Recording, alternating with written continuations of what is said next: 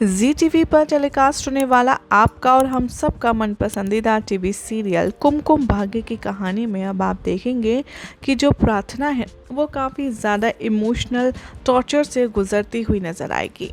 जो प्रार्थना है वो करने वाली है रौनक को मिस। एक तरफ तो रौनक है जो प्रार्थना को काफ़ी ज़्यादा प्यार करता है, काफ़ी ज़्यादा मिस करता है, तो दूसरी तरफ प्रार्थना को समझ नहीं आ रही है अभी अपनी फीलिंग्स, अपने इमोशंस। वो बिल्कुल भी ये फिगर आउट नहीं कर पा रही है कि उसे रौनक से सिर्फ दोस्ती है या फिर प्यार है। लेकिन जब प्रार्थना शिवांश के साथ उसके घर पहुंचेगी और सुहाग रात की स्टेज देखेगी तब उसे रियलाइज़ होगा कि वो रौनक को कितनी बुरी तरीके से मिस कर रही है।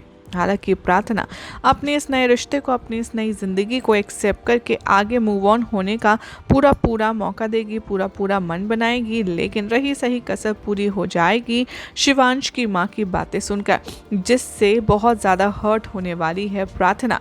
कहानी में आएगा ज़बरदस्त ट्विस्ट जब आप देखेंगे कि रौनक प्रार्थना को बचाने के लिए उसकी हेल्प करेगा और अपनी माँ से कहेगा कि जब आप देख रहे हैं कि हम दोनों की शादी हुई है तो ये सब तामझाम करने की ज़रूरत क्या थी। तभी उसकी माँ तीखे लफ्ज़ों में कहती है कि शादी हो जाना और सेम कमरे में सोने से सुहाग रात नहीं होती और ना ही शादी होती है। असली सुहाग रात होने के बाद ही शादी का बंधन यहाँ से शुरू होता है।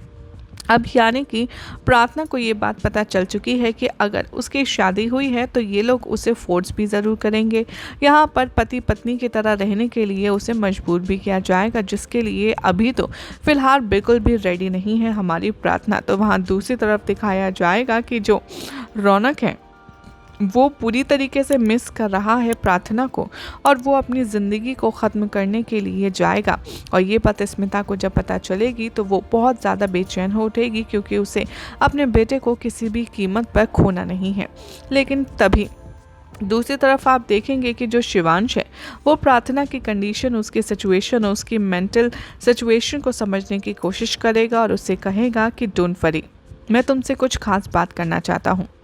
एज पर द सोर्सेस की माने तो अब अपकमिंग ट्रैक में आप देखेंगे कि सुहाग रात वाली रात होने वाली है प्रार्थना के लिए बेहद खास, क्योंकि वो शिवांश के साथ एक नया रिश्ता तो बनाएगी, लेकिन वो पति पत्नी वाला नहीं होगा, बल्कि वो होगा एक दोस्त वाला रिश्ता। जी हाँ, अब आप देखेंगे कि शिवांश प्रार्थना को हाथ तक नहीं लगाएगा, क्योंकि वो अच्छे से जानता है कि वो रौनक की अमानत है। शिवांश प्रार्थना से कहेगा कि तुम यहाँ पर आराम से रह सकती हो मेरी दोस्त बनकर, तुम्हें बिल्कुल भी चिंता करने की ज़रूरत नहीं है। वेल, जैसे ही ये बात सारी सुनती है प्रार्थना, उसकी जान में जान आती है।